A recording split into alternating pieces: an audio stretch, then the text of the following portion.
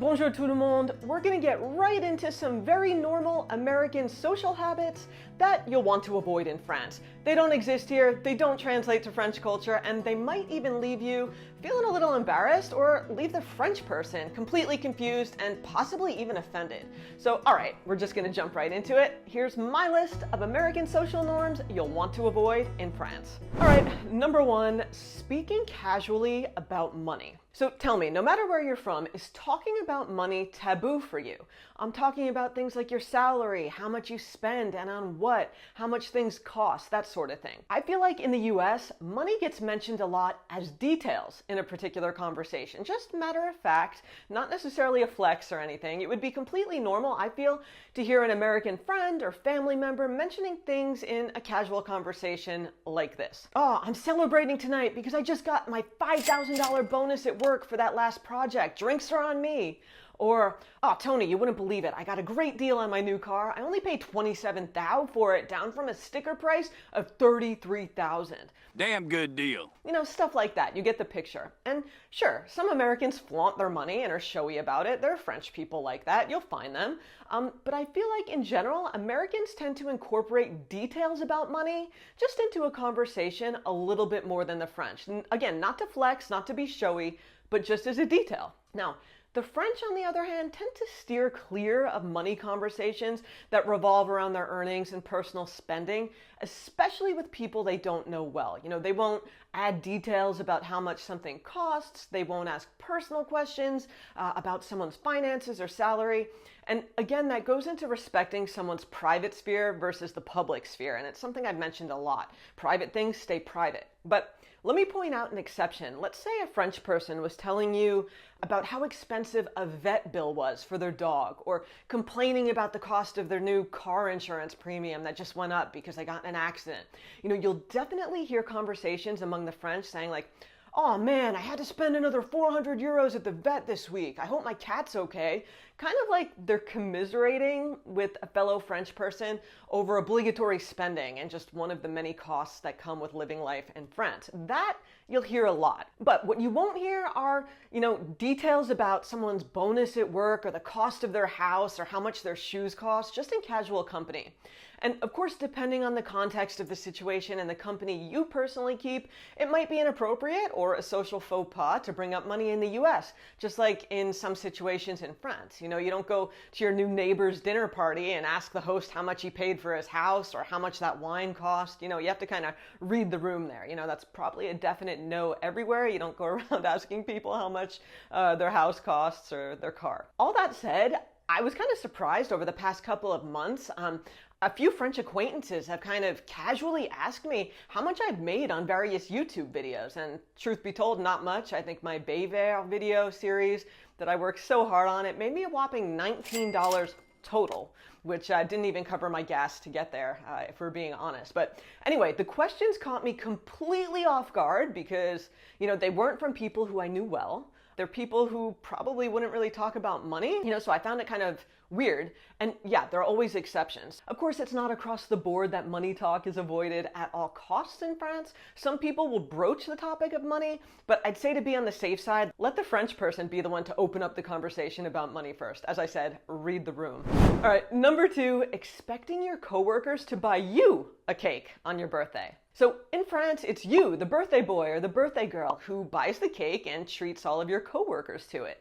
Now, of course, not every workplace in the US celebrates birthdays, just like in France. Not every workplace is gonna have like a little team timeout to celebrate your birthday. But you know, for what it's worth, it was commonplace for me working in a small office in the US for someone on the team to keep a list of birthdays, and everyone would donate a few bucks a month to the birthday fund. And you'd have a schedule, and then, you know, someone buys a cake for the person whose birthday it is, cupcakes, that sort of thing. But in France, I learned this was not the case from my French husband, Tom. You know, my birthday's on New Year's Eve, so I'm never at work. But anyway, on Tom's birthday, he asked me to remind him to stop by the bakery before work one morning, and I'm like, that's weird. I thought I misunderstood what he had asked me to do. But no, when it's your birthday in France, your coworkers are going to expect you to pick up your own goodies and bring them in to share with everyone. So do not show up to work empty-handed on your birthday. If people know it's your birthday, you're expected to bring in the cake. So it's just one cultural difference to be aware of. Okay, next, number 3, a mediocre level of social politeness. And as you've heard me say 100 times here on this channel and my blog, you have to kick off any interaction in France with a bonjour. It's the magic word that starts every conversation off on the right foot. Say it with the big accent, say it however you feel comfortable. Bonjour. So bonjour not only shows that you understand French social norms, but it shows you respect the fellow human being you're about to converse with as well, and that's important. In the US, it's normal to be polite. Many people start off their interactions with a friendly hello, and they're socially polite. I see it all the time, don't get me wrong, but there's a catch. The difference between American and French social norms is that in many contexts in the US, you can get away with a lot less and it would be seen as okay. Maybe not the most polite thing, but it would be perfectly normal. So people who aren't overly polite in the US, they're not rude either, but this mediocre level of politeness will not fly in France. So let me give you an example of what I mean in the US. Imagine a woman approaches the deli counter at Publix, and she just approaches the employee. I actually heard this a couple of months ago when I was back in the US in Florida, so it's fresh in my mind. The woman says, "Yeah, I'd like a half pound of yellow American cheese, please." That's perfectly fine, even polite, right? She said please, and I'd like, not I want. You know, it's not overly polite, but it's fine, right? Now, she could have said, "Hello, how are you? I'd like a half pound of yellow American cheese, please. Thank you so much." But what she did say isn't going to get any side eye from anyone in earshot, right? I've also heard, "Yeah, give me a half pound of yellow American." You know, that's a little more rude, but like no one's going to shame you for it, right? In France, you will be shamed. Skipping that bonjour at the beginning is a major faux pas. And even if you throw in a merci at the end to say thanks, the difference is that in France, the bonjour is obligatory. So people will think you lack basic education if you forget this magic word. It's a simple one. So use it. It shows you understand French manners. And now that I'm in France, where the social norms are so different at the level of politeness, like that's very jarring to my ear when I'm back in the US. So in France, nail the politeness every single time if you want to be taken seriously and respected. And I feel like, at least for me, it's not a bad habit to carry over back to your life at home because I have, and I just think it sounds better. But as I said, you can get away with less. You do what feels right for you. But in France, say that bonjour. Okay, number 4, hugging to say hi. Now, the French do cheek kisses to say hello and goodbye to friends and family, and even coworkers in some workplaces. So usually you do 2 kisses, 1 on each side. It's just like a cheek touch, right? But in some regions of France, 3 or 4 are even the norm. Now, what's not normal is to hug, you know, except maybe at funerals or in romantic situations. It would be really unusual for French people to hug to say hello like we do it in the US, you know, so avoid that at all costs. The French would find it awkward and maybe even like weirdly intimate to press your body up against another person. So when in doubt, shake hands. And if someone's coming at you with their face, it's because they're about to faire la bise. So just go with it. Keep in mind that generally speaking, when you get to a party or a gathering of some sort with the French, a loud, "Hey everyone," and a wave kind of directed at the guests, it's not going to cut it. You go around to each person individually and you do that cheek kiss. It's more of like a cheek touch, you know. They're not my favorite thing. Glad they've been on the decline ever since COVID, and I did a video about why I don't love la bise here. All right, number 5, saying to mean you're welcome. Now, let me explain. Imagine you're in the US and someone holds the door open for you at the mall, right? After you go in, you say thanks, and then they have a few options about how to respond to your thank you. They could say, "Oh, you're welcome." They could say, "Oh, no worries," or something like that. But one thing we commonly do in the US, I don't know if you guys do it in the UK or Australia, let me know. One thing we commonly do is just say, or which means, in this case, "You're welcome." Now, this doesn't translate into French. Saying "you're welcome" for a small gesture, like holding a door open for someone, or just a "you're welcome" in general for a little thing, it has to be "de rien," or "je vous en prie," or "je t'en prie" if it's familiar. Pas de problème would probably work too, but what would not work is a or The equivalent type of sound does not exist in French, definitely not in the same way, and it actually confused Tom when someone held the door open for him back at the West Palm Beach Mall years ago. He was like, what the heck is that? It wouldn't be rude exactly if you responded to a French person with out of habit. I think I did it a few times after first arriving in France. They wouldn't think it's rude, they just would be confused, like, what does that mean? You know, because it doesn't mean anything.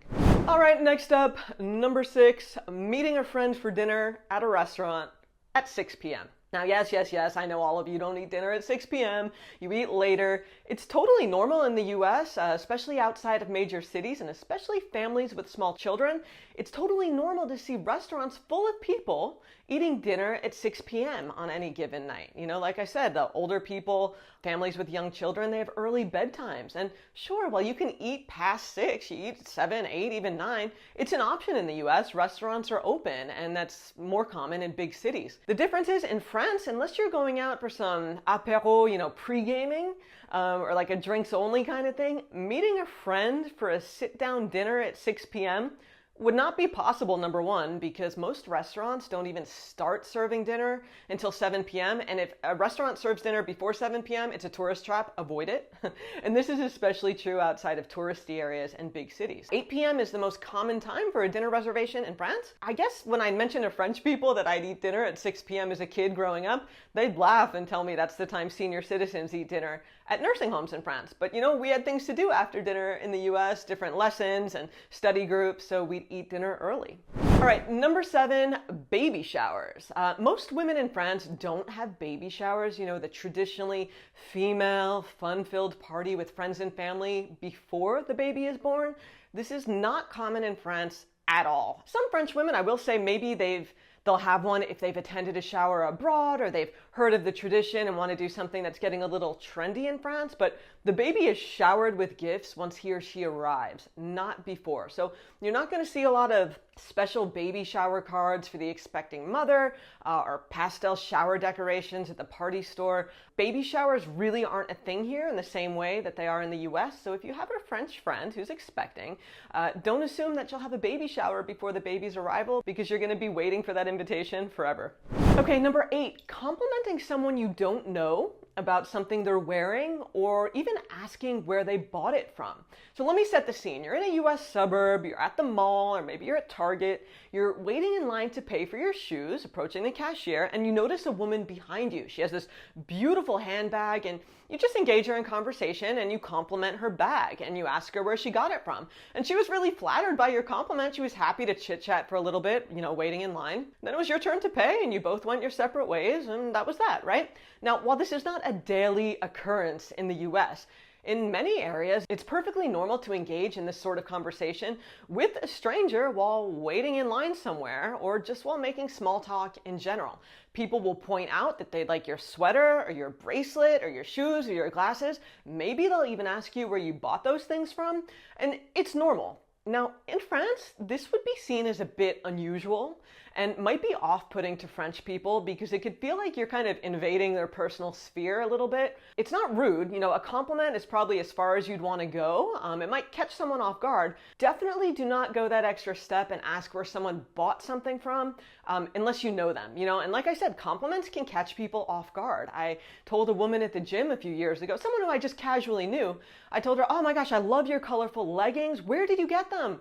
And she looked at me like I had 2 heads, you know? So just be aware that people kind of keep their social distance around people they don't know well, and they don't usually give compliments or ask questions like that as freely as we might in the US. And as I always say, this is not a judgment call on what country's social norms are better or worse across the board. No, it's, you know, the United States and France, they're 2 different countries, and it's only normal that all social habits don't translate. So my point here is to help you to be more prepared, to be more aware when you interact with the French. And yeah, tell me, did anything I mentioned here, did it stand out to you? Or have you actually encountered that kind of thing? A social norm that doesn't translate? I'd love to hear about it below in the comments. And for more tips on what to do and not to do in France, check out my ebook. It's just a few bucks. It's linked in the description below, just things what you need to know when you come to France. And as always, thank you so much for being here, and I'll see you back on We in France soon. Salut!